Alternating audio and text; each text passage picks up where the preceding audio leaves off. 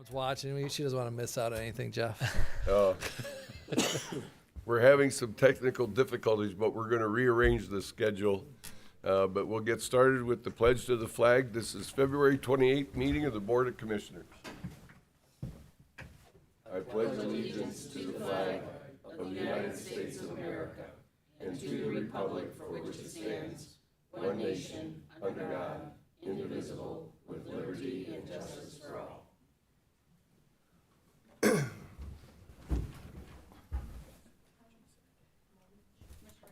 Here. Here. Here. Investments. Move to approve. Well, I'm not on. Second. Discussion. Yeah, there we go. Now There we're we on. go. And Move to approve. Second. discussion. Commissioner Moore, Aye. Commissioner Gallagher, Aye. Commissioner Riddell. Aye. You want me to go to number 8? Mm-hmm. Number 8. I have all this. Well, I mean, if you want to give them to me, I can show them. Why don't we just do that? We could stay on schedule then. That's fine. I just don't have anything to show. Is it already on, Casey? Did you already send it to him? Victor, do you have number 2 appropriations? He's probably got to download it. Excuse us, we're having some technical difficulties, but we want to make sure that we can I mean, I show what it is we're doing.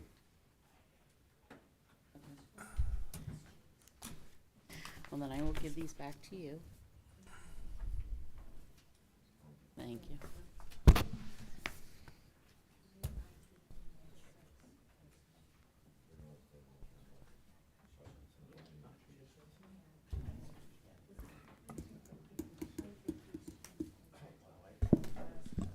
I mean, I could show, oh, okay. There we go. Awesome. Number 2, appropriations, Move to approve. Second. discussion. Commissioner Moore, Aye. Commissioner Gallagher, Aye. Commissioner Riddell. Aye. Number 3, transfers, there were none. Oh, I'm sorry. Yes, there is. Yeah. First one. There's no advances. Oh, move to approve. Second. Discussion. Commissioner Moore, Aye. Commissioner Gallagher, Aye. Commissioner Riddell. Aye. Number 4, advances, repayments, there were none. Number 5, requisitions.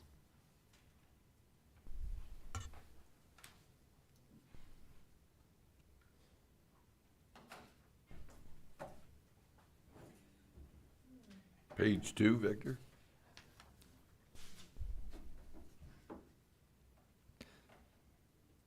Move to approve pages 1 and 2. Second. Discussion.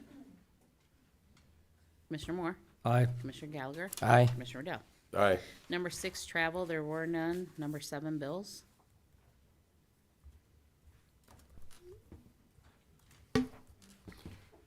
Just one page for the general fund. Page 2.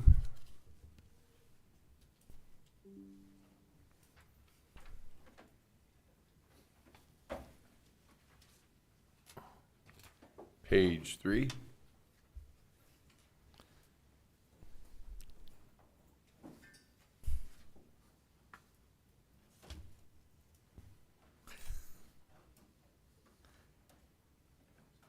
And page 4.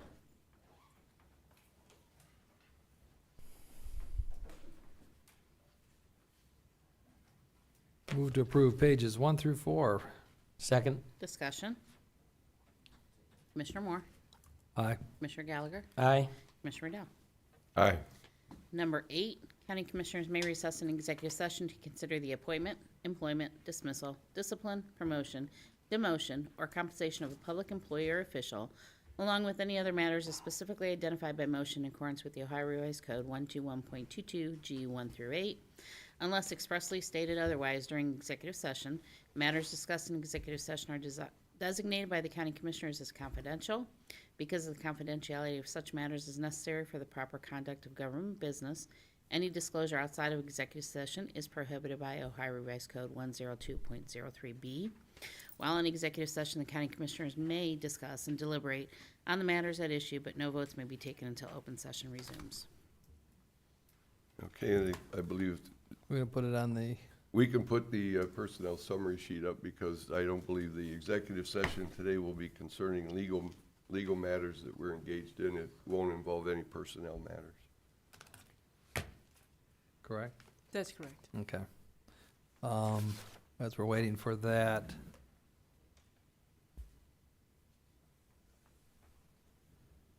Kind of sad to see Pam retiring. Sad for us, but good time for Pam. She's done a lot of great work with the transportation, especially trying to deal with me and kicking off the VIA program, working with all the communities. So I'm sure you guys will be. I'm glad that she's given us sufficient enough time, because those are going to be some big shoes that someone's going to have to fill. So Yeah, she 30 plus years of experience. I mean, she's seen it all. She's been through it all. So, a lot of knowledge walk out the door when she goes. But we're grateful and for her service, and she will be missed for sure. yeah, the quicker we can make it a smooth transition, the better, right? Much appreciated. Thanks to Pam. Yeah. Her services What do you think about it? appreciated. It's February 28th. This is more than enough time for us to find somebody and. Move to approve? Second. Any further discussion? Commissioner Dell? Aye. Commissioner Gallagher? Aye. Commissioner Moore? Aye. I don't believe we have public comment on agenda items. Is that correct? Pardon? Public comment at the very end, right? We have, yes. Okay. Any old business? Board business. 9, approve and waive the reading in the county commissioners meeting minutes of February 25th of 25. Move to approve. Second? Discussion. Commissioner Moore? Aye. Commissioner Dell? Aye. Commissioner Gallagher? Aye. Number 10, appoint Stephen R. Mosan as Lorain County's APR inspector for the year 2025. Total annual appropriation is $1,500 with mileage reimbursement of 70 cents per mile. And he is present today. Yes. Move to approve. Second. Discussion. Yes. Stephen, I see you're here today. Are you just here to make sure we get this done, or do you have some comments you'd like to share with us? No comments to give me a reason to show up. I've never been to one of these. Very good. This figured it'd be a nice time to kind of plug the. Thank you for accepting the job. duty. Yeah. Anything further? Commissioner Moore? Aye. Commissioner Gallagher? Aye. Commissioner Dell? Aye. Thank you. Thank you. Number 11, support State Issue 2, renewal of the State Capital Improvement Program on May 6, 2025 statewide ballot. This program has, for nearly 40 years, provided over $7 billion for improvements to keep Ohio's roads and bridges safe and in good condition for the residents, first responders, and all motorists traveling in Ohio roadways, and to improve local wastewater treatment, water supply, and stormwater infrastructure in all 88 Ohio counties. This is to sunset July 1st of 25, and funding for the State Capital Improvement Program lies on an amendment to the Ohio Constitution about every 10 years. This was created in 1987 and has been overwhelmingly approved by voters 3 times. Move to approve. Second? Discussion. Yeah, I think we need to talk about this. We brought some people in. This has been we've been talking about this in board meetings, at other board meetings. So would you like to kind of explain? Yeah, am I on? Okay, so OPWC is a program that really supports local projects. There are a lot of projects that we wouldn't be able to do, many cities and villages wouldn't be able to do without the assistance of OPWC. The county does things like small bridges or roads that don't qualify for federal funding. You have a lot of cities that do the same thing. It brings, I think, roughly over about $10 million to a 3-county region every single year.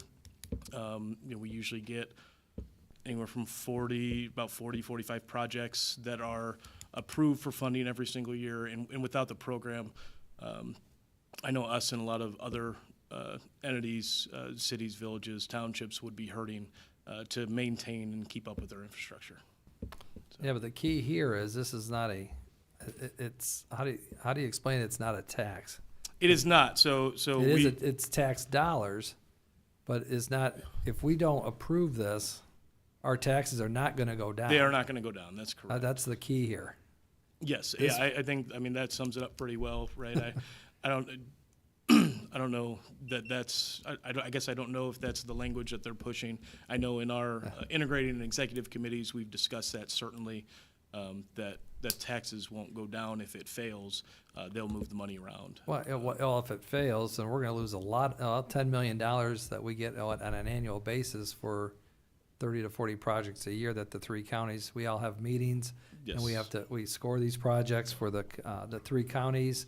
And, it's a great program that we can get out of Columbus. Yeah, And like I the said- problem is if we don't support this, the tax dollars in Columbus, it's gonna go to other programs and not our roads, right? I mean, that's my understanding. That's correct, yeah, so yeah, if it goes to the state programs like Mr. Umbruster just stated, like I said, it's really important for those local projects that aren't necessarily gonna, I guess, compete or really qualify for federal dollars, right? It's another way for locals to find their match, and for us to be able to maintain critical infrastructure in Lorain County. Thank you. Thank you. Anything further? Commissioner Moore? Aye. Commissioner Riddell? Aye. Commissioner Gallagher? Aye. Number 12, under EMA, accept the Emergency Management Performance Grant in the amount of $110,431 from the State of Ohio Emergency Management Agency. This grant will be used to further protection provided to the residents of Lorain County through implementation of programs, planning, and exercises. Absolutely, gentlemen, thank you for your time. So this. Excuse us. Oh, sorry. Hey, I like eager guys. yes, Our directors are on. Look. yes. I'll Move make to a approve. second. Discussion. Now we're ready. Okay. We Thank you, have, gentlemen. just for the record, we have Roger Lee with us, who's one of our newest additions in '24 to emergency management. And sitting back there in Roger's shadow is Dave Freeman, our director of EMA. And please state your name and address.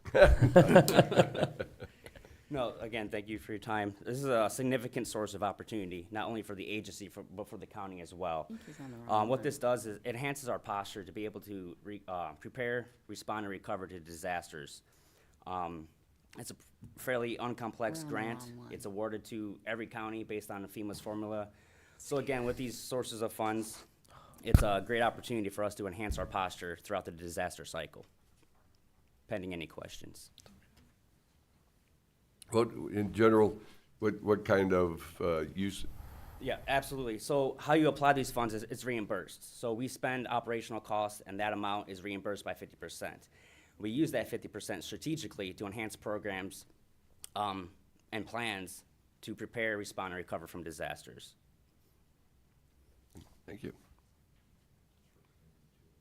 Any other questions? Any other? We do need your address. Well, It's required. My name, Roger Lee, and then my address of yeah, put down EMA. EMA. Okay. And, Went through some training that tells me you have to do that. Oh, really? Goes down to Columbus, comes back a big shot.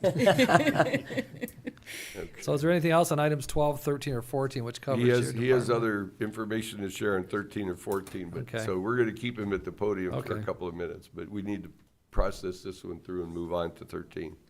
Is there anything further on the grant on number 12? Commissioner Riddell? Aye. Commissioner Moore? Aye. Commissioner Gallagher? Aye.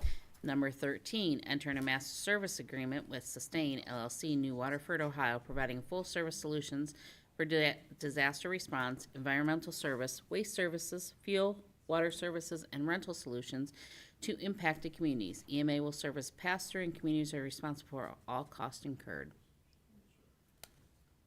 Move to approve. Second, Discussion. Roger? Yeah, absolutely. So one of the core functions of EMA is to build an armada of resources so that if in time of a disaster that we are able to effectively respond. With that being said, Sustain through research and conversation, as you can see on the slide, they offer Murad a really whole application approach to disasters, everywhere from waste management all the way through field services. So through discussions, me and Director Freeman felt that their services can be leveraged during a time of need. And they are really a mission-critical asset.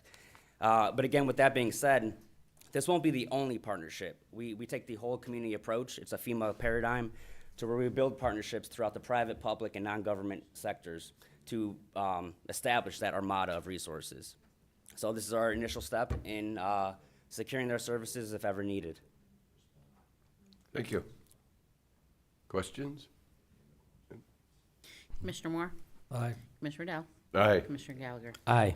Number 14, enter in a service agreement with OnSolve LLC in the amount of $37,231.58 for the Code Red Emergency Alerting Software Program platform. There were 5 quotes received, this being the most responsive and cost-effective, providing the service to the residents, which will be paid from the contract services account. So moved. Second. Discussion. Have anything to add? Yeah, that's tiny. That's hard to see for me. Okay, There now, we go. there you go. A little better. All right, I'm going to crane my neck here and try to remember everything I wrote down yesterday. So basically, we were looking at a new software. We were actually ready to renew the contract with WINS, and they had assured me that some of the previous issues that we'd experienced had been corrected. And just prior, I sent it to Teresa, I think, on February 5th. On February 6th, we had a sheriff's road emergency alert declared, and it took me 3.5 hours to get it to go through. And that was only when the vice president finally got involved. I called tech support twice that evening and never got a call back. Was assured by the answering service they would get right back to me. It failed on me 3 times. When we use it internally for small groups, it seems to be effective, but whenever I do a county-wide alert, it spins, and it never sends out the messages. So not really what we're looking for in an emergency alert. So what we did was I had Teresa pull it back off the agenda, and then we went with the we went through a process of vetting 5 different companies that we spoke with, had demos from each of those, looked at their quotes that they sent forward. Code Red was the least expensive of the full service solutions by far, and it's also one of the most highly regarded. So what they can do is with their service, we have availability of alerting through like 6 different functions. And if we go ahead and go to the last page there, Vincent. So you can look here, and if you look in the middle portion there, it shows you the different methods we can use to send it out. So we have voice, text, we have different social media platforms that it can be sent directly to, and it's really a 6-step process that maybe takes 30, 40 seconds to send out a message. This is also available with an app. Some of the great things about this is they're gonna pull over all the data from our current system and then scrub it to clean it up. Another issue we ran into was we had people complaining because they were receiving 12, 14, 20 alerts.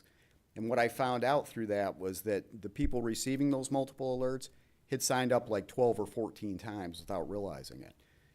I had a problem with that because if I try to sign up at Myers and enter my email address, they're gonna say you already have an account. WINS was not doing that. So it was really causing us a lot of problems. When I looked at the database and went through the pages, this was an issue over and over and over again with all different folks across the county. So we have 113,000 registered users, but I would bet it's probably less than half of that actually, and with the rest of those being duplicates.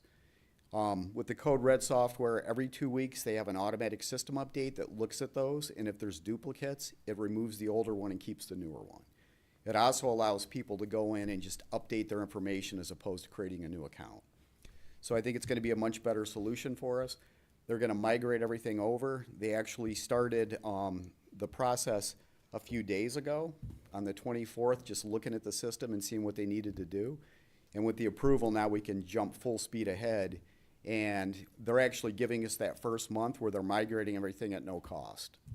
So they're actually gonna give us a month free, basically, where they're working on all these issues to get everything moved over. And it should be almost seamless. Any questions? So is there gonna be an annual fee too? Yes, sir. Yeah, and it's actually, as I said, less expensive. We were paying $36,350 for WINS. That recently they asked for an increase to $42,000 based on their cost. The cost for this is a little bit north of $34,000 per year. The first year there's a $2,500 setup fee, which brings it up to about $37,000. But going forward from that, it's just an annual fee. Can you give some examples on why you would use this system? Oh, Like absolutely. emergency So- situations? Yes, it can be used for a lot of different things. It can be used for general alerting as well. So if we had road closures, water line breaks, that type of thing. If anyone has malaria, they like to send out a lot of that stuff. But when it comes up to emergency use, they actually have one function that's built into it is automatic weather.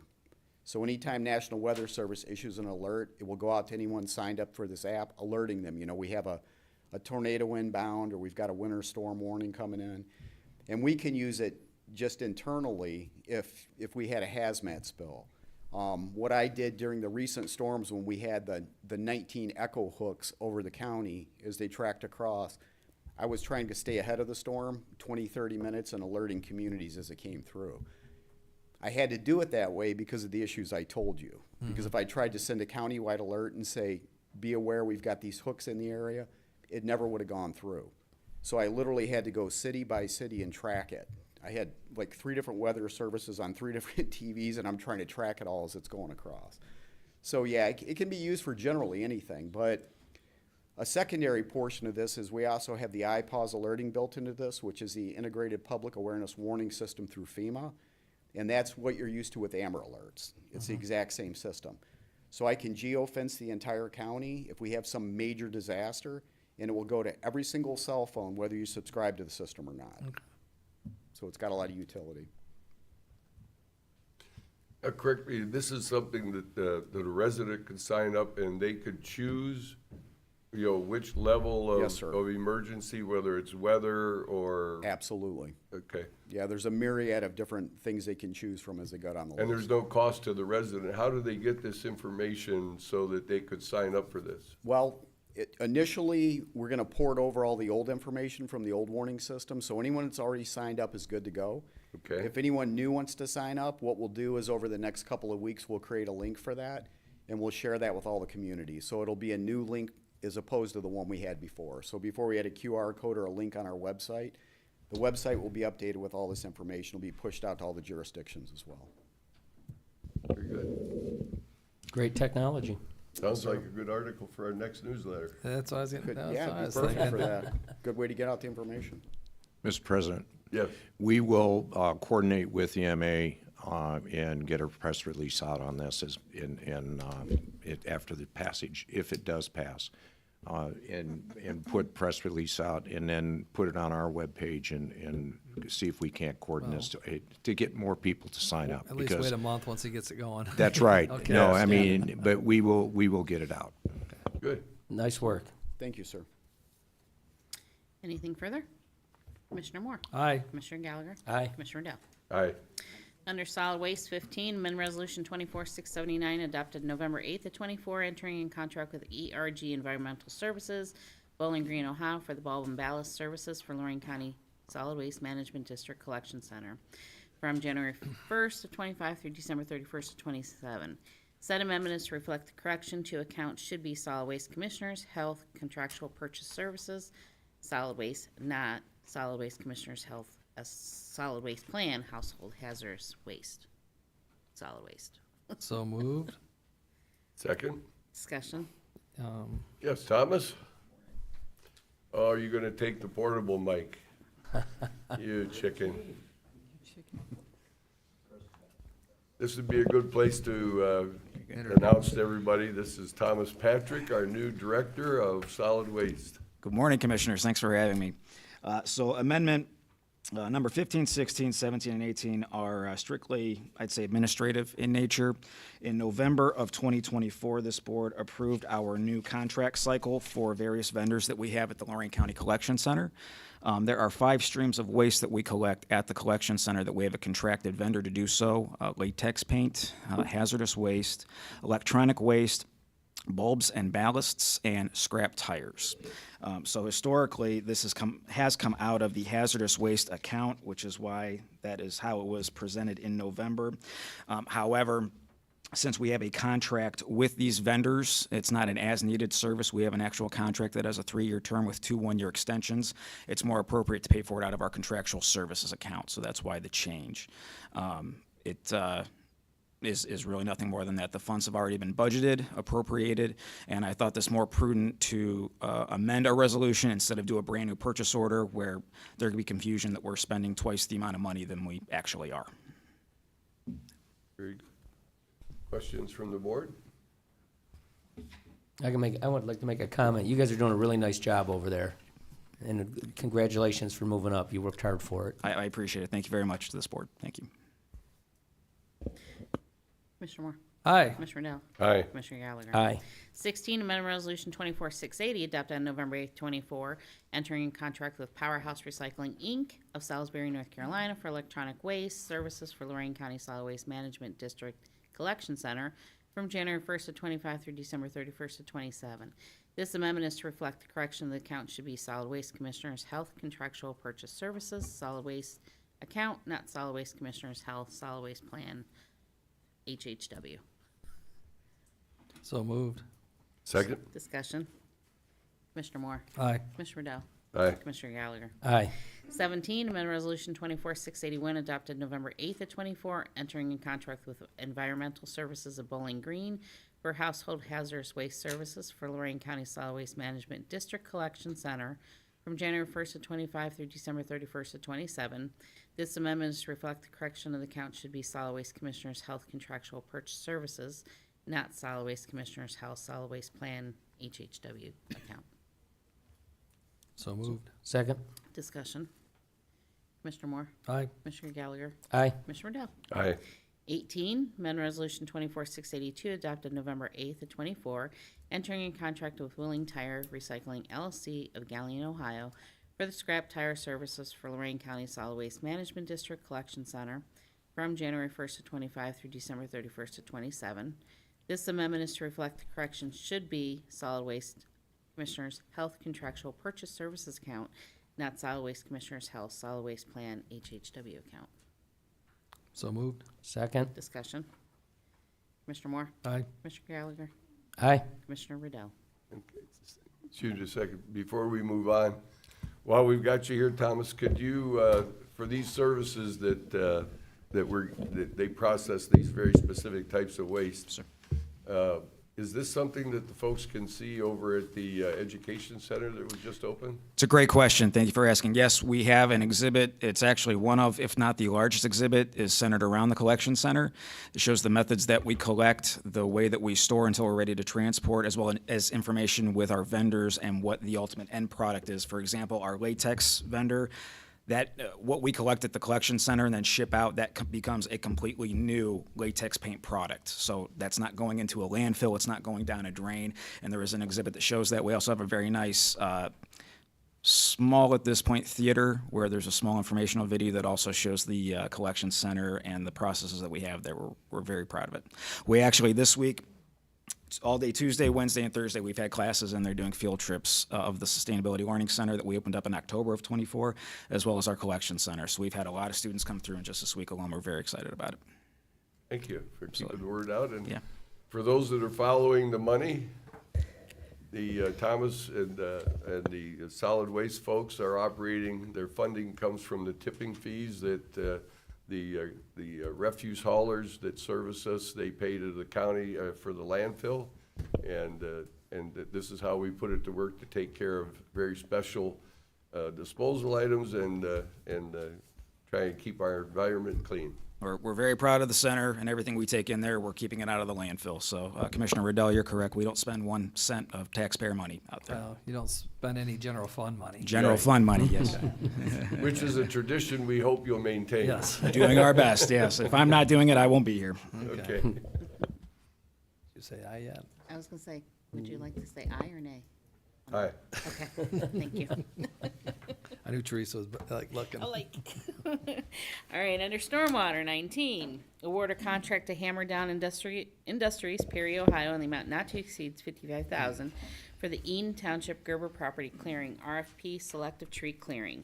2 sets of plans were picked up, but only 1 bid was received on February 18th. This includes a contingency of 10% for unforeseen site conditions, if necessary, and will be paid from the stormwater account. So moved. Second? Discussion. Yes. According to my documents, we had 2 bids on it. Yes, we did. And, but I think we can do better, and we have to do better. The disparity between the 2 bids from 50,000 to 97,000, and and this one is a no-brainer for me. Right now, tree companies are not busy, and I think 2 bids here is insufficient. I'd like to see this changed where the administration that's dealing with this goes out and knocks on more doors. It's essential to keeping the efficiency of our spending government money.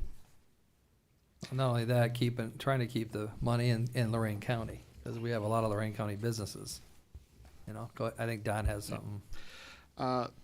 Thank you, Commissioner. I appreciate the comments, and I do take them to heart.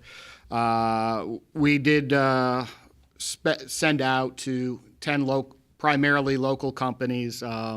Hammer Down was not one that we actually sent out to. They picked it up off the county website or our Facebook page. But we did go out to companies such as Edwards Tree Service, also to Mr. I've been working with him, Tom S-Truth. Just to give you an idea of some of the different people and companies local that we had gone to. Tom actually called back and thanked us for the bid, but he just wasn't interested at the time. We've got 2 other bids that are out, or that were out at the same time. We've got the Gerber property, where I know I've got a company that I expected to bid on this, is putting all their effort into putting together a bid, as well as Coal Ditch, which you'll be seeing a resolution coming down to award that. So I thought we were pretty good in this, and the reason I'm kind of laying all this out is there is a very hard deadline with the Indiana BAT, and if we don't get these trees down by the end of March, then we can't start the $4.5 million estimated Gerber project until October, and there's no way to get that project done from October till the end of the year, December. That's just too much work to be done in too short a time frame. So I do appreciate it, and I would hope that rather than to reject the bids and have us bid out, that you would grant us this, indulgence to be able to move this project forward, and we can continue to expand on the listed who we go to try and solicit. And there was another company that also said this project was too big for them, that was doing our ditch maintenance. So I did talk to some people who were thankful for the opportunity to bid and were unable to. We did get 2 bids. Our engineer's estimate was $55,000, so the one came in at least under estimate. The other one did come in extremely high. Originally, I thought it was good, but the handwriting was a little shaky, and their 9 looked like a 4. So I thought we had 2 good bids to begin with. And that was the purpose for why we put down, and 1 bid was received. The thought was not complete of within engineer's estimate. But I take it to heart. So there were 3 bids received, 1 was disqualified and. Two were received, 1 was disqualified. 2 contractors contacted us, thanking us for the opportunity. For one, he didn't have time. The other, the project was too big for. And then there was one I was a little surprised with. We had sent the bid directly to Edwards Tree Service, and I never heard from them. So was the $97,000 bid rejected? I wouldn't necessarily say it was rejected as much as it was outside of the estimate. We wouldn't be able to award that one. And this one for $50,000 was within the estimate. And doing our due diligence, they are qualified to be able to do the work. They're not on the debarred list. They're not on the state auditor's findings list as well. So that was why they were the low bidder, and then they didn't have anything disqualifying that we were able to find. I'm not going to have a bunch of out-of-state bats slow us down. Well, thank you for the illumination on that, because we are concerned. I share Commissioner Gallagher's, for the last couple of years the same way, that we've got to see to it that we get enough bids that the community knows we're out there and we're trying to spend the money locally, as well as try and get a reasonable bid return. We do share that concern, and again, that was one of the reasons why when we did, the email solicitations were primarily local or people who had done a lot of work with us and maybe just on the edge of the county and employ Lorain County people. But, yeah, this just happened to be one where we didn't get it, and I was a little surprised we didn't get some of our more of our tree service companies involved, because similar to you, I thought we would get a few. Well, they're slow right now. I know it for a fact. I'm having trees removed myself. So they want to get on the ground as soon as they can. And I'm familiar with the Indiana bat because I've had properties there. So I know exactly what you're saying. I just think we need to do better. That's where I'm coming from. We will continue to push it. Thank you, commissioners. Can I add to the comment? The Gerber project goes from Cuyahoga County all the way through Lorain County to what river?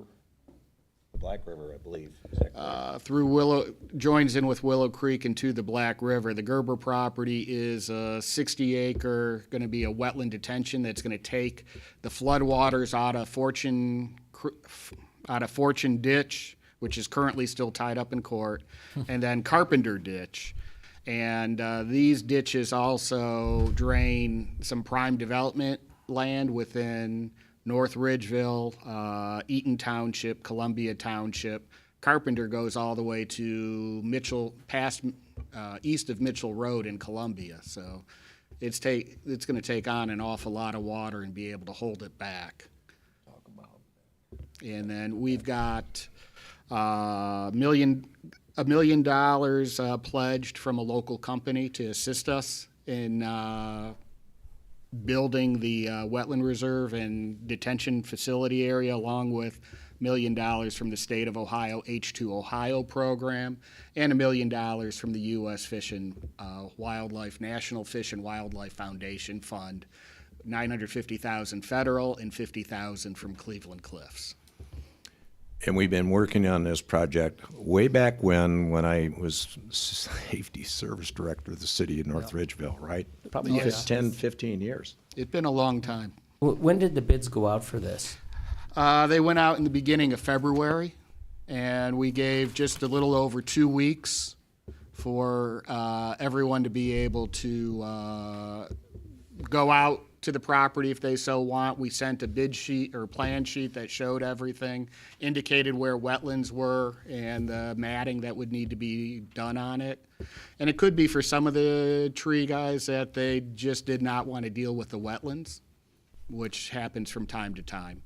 And well, also on this, could you have gotten the bids out earlier? Because knowing the deadline with the Indiana bats, something like this, in my opinion, should have been put out as early as you possibly can for proposal. What we found, we ended up peeling this out of a project, out of the $4 million project to get this out so that we could make sure we could hit that. We had recently received final approval on permits and then got a request for additional environmental reviews to do more work. So we ended up having to peel this out to make sure we could get the trees down in time and provide sufficient time on a $4.5 million project bid to give those contractors time to review. So we could have done it, but it really came as we were pivoting to make sure we could keep the project moving because of a couple of unexpected administrative delays outside of our control really out of DC. Thank you. And to add to that, the administration has been sitting, and I said, why can't we divide this project up somehow and get some of this work going if we've got the funding? Bob and the legal staff looked at it, and Karen and I looked at it, and I said, let's do something. This is crazy. We got all this money sitting here, and we can't spend it. We know the project's going to move forward. If it doesn't move forward, at least we've got the wetlands, we've got the detention, we're helping the communities out, and let's divide this project and move forward. And am I in a gray area? Not anymore, because we got the legal support to move forward. So I really would like to have this project move as quickly as possible. Anything further? Commissioner Moore? Aye. Commissioner Riddell? Aye. Commissioner Gallagher? Aye. I'll go get it done. Thank you. Thank you, Board. I do appreciate it and the opportunity to actually explain things for the public a little more clearer. Thank you. Under Children's Services, 20, excuse me. Rescind various personnel in Lorain County Children's Services Department utilize the agency's MasterCard for the year 2025. So moved. Second. Discussion. Commissioner Moore? Aye. Commissioner Gallagher? Aye. Commissioner Riddell? Aye.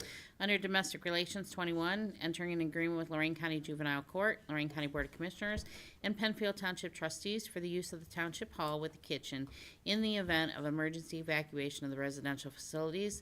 This is in effect retroactive to January 1st of 25 through December 31st of 29. So moved. Second. Discussion. Commissioner Gallagher? Aye. Commissioner Moore? Aye. Commissioner Riddell? Aye. Under the engineer, 22, approve and enter into subdivider agreement with Sandstone One LLC for the Four Seasons at Sandstone Subdivision Number 2 and 3, Amherst Township. Subdivider has submitted proof of ownership, evidence of payment of taxes, certificates of insurance, and his engineer's estimate of construction costs with approved engineering plans and specifications. Subdivider agrees to bear all costs and expenses of the improvement contemplated by the subdivider agreement and to pay all plan review, inspection, and testing services. So moved. Second. Discussion. Commissioner Gallagher? Aye. Commissioner Moore? Aye. Commissioner Riddell? Aye. 23, accept and journalize 25 report on bridges for Lorain County. This report is intended to summarize the condition of the 235 bridges, structures over 10 feet in clear span, that the county owns and maintains, and responsible for inspecting each bridge, which will range in a span from 10 feet to 305 feet. So moved. Second. Discussion. Commissioner Moore? Aye. Commissioner Gallagher? Aye. Commissioner Riddell? Aye. County Administrator? Good morning, Commissioners. Good Good morning. morning. So just a couple of quick items to update you on. Pam Novak, Shannon Height, and myself have been working to put together the microtransit roundtable discussion. We should be sending out invitations today. We will be holding that discussion at the Transportation and Community Center, which is located at 40 East Avenue here in downtown Elyria, on March 26th between 5:30 and 7:30, and March 27th between 2 and 4. So this discussion is basically just to make some of our private nonprofit partners aware of where our Via LC microtransit program is at, and our pilot program ends in July, and how we're going to be able to obtain additional funds in order to sustain that for another year for 2026. So you're sending out invitations, but publicly, would it be fair to say that if any company that's out there that could be interested, they should be able to be allowed to attend, right? This Absolutely. is not an RSVP. This is we're starting to begin the outreach to the private sector, right? That's correct. That's To see correct, Because Commissioner. we're trying to find ways to mitigate the cost so that this successful program could continue. And I'm hearing nothing but positive. Right. It is a very Information. successful program. Yeah. There's a lot of people that are using it. We've sent out surveys for employers, and we also sent out a separate survey for the ridership to see if the riders would be willing to pay a little bit more than the $2 per ride, because it does cost us approximately $18 to $20 per ride for the service. So if we can have an open discussion to find out where we can get those additional dollars to keep the program alive and moving forward, I think that's the reason for the roundtable. The Lorain County Transit has had a history of being stuck with limited funds, because we do use grant dollars and not general fund money, and trying to provide public transportation for the entire county. And that's a lot. It's expensive to take those buses from Lorain to Wellington, and it's very inefficient. So when Pam and I first started looking to see other ways to make transit more available, the thought that came to me right away was that it needs to be where our highest population numbers are. That's the only way that public transportation can be efficient. So that's when we started looking into the microtransit and seeing, the cities of Elyria and Lorain, of course, they're our highest populated areas within Lorain County. Let's do a pilot. Let's see if it can be successful. Well, I think we've proven that it is successful. Now, how can we take that and then use it in other areas of the county without using all of our grant funds to provide that service? And that's where we come down to this very open discussion about the money. How much does it cost? Who can contribute? What other sources are available? So that we all have some buy-in, basically, on public transportation for the city of Elyria and Lorain or other communities, whether it's Avon Lake, North Ridgeville, Wellington, wherever we may be able to start that service up for our future microtransit. Yeah, but the key here is, in most what I've seen over the years with government, people are more reactionary and they see that they're running out of money and then they start panicking. What I like what you guys are doing is we're being proactive. We know we need to sustain this and we're creating partnerships. So that's what I like about what the work you guys are doing, so. Thank you, Commissioner. It's getting such good recognition that City of Avon Lake approached me about the VIA. So just so Yeah. you know that. I didn't get to tell you that yet. Yeah, well, That meeting this week got in the way of a lot. well, I did hear that through the grapevine, so the grapevine's pretty active around here. Really? Also, just wanted to let the board know that today we will be submitting an application to the Ohio Department of Rehabilitation and Corrections for our county jail. The application will have 2 requests, basically more than 2, but I'm taking Commissioner Riddell's suggestion, and we will be submitting a line item for planning and site development for our new jail, in addition to some projects for our existing jail, which include the roof, a shower, and some HVAC repairs. So the application we're working on it right now. The actual due date is Monday at 8 o'clock. Our goal is to get it done today by the end of the day and get it submitted onto the ODRC. Yep, there's also something going on too. Murray Ridge.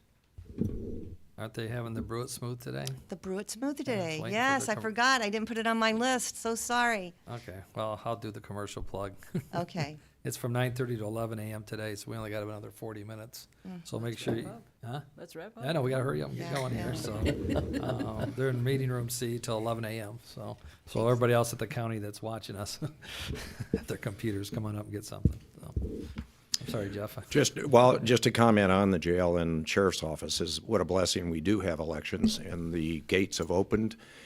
Silos are coming down, not coming down, they are down, and there's collective and there's conversations back and forth between the new sheriff, their entire group over there, which has really helped us put together this application for this, for the grants. And through the whole process and the planning of the jail. I mean, there's just so much going on because of those elections, and including the prosecutor's office.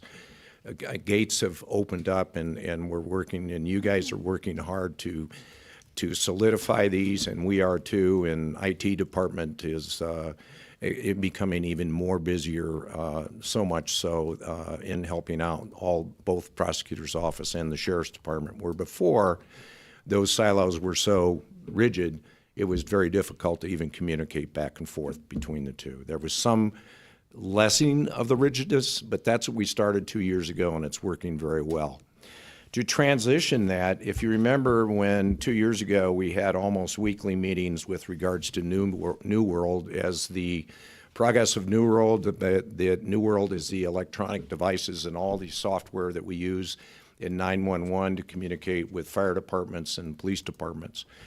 And through those processes, we kind of lessened up the meetings of gathering everybody because we knew what the issues were. And Christy Messenger and Todd and I and Karen, Dave Welch and Rob and Kurt have been meeting selectively together over the past probably year. And I felt very sternly that we should have a meeting of the groups again, and we just this past Wednesday had that meeting with, in the morning, it was the police chiefs, In the afternoon, it was the fire chiefs. We had great participation. They brought their IT people.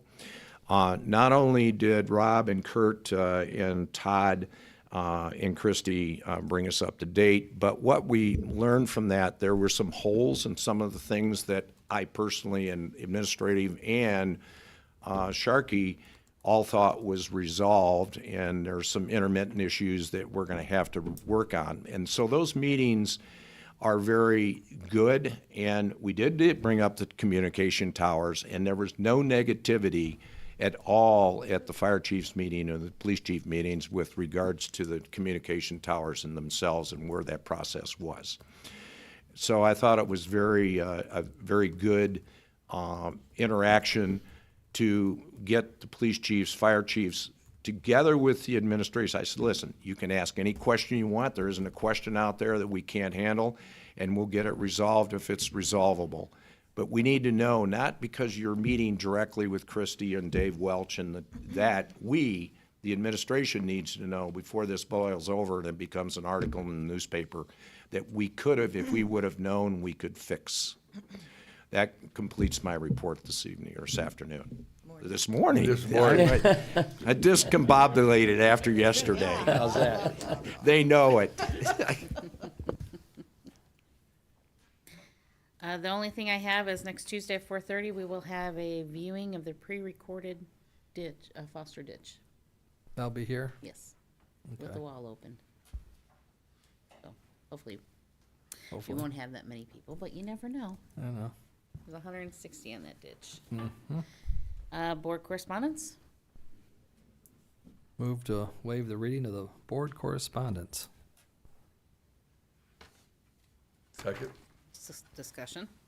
Just like to bring note to one item, the item number 3 on the correspondence. We have the very active community member Sprague.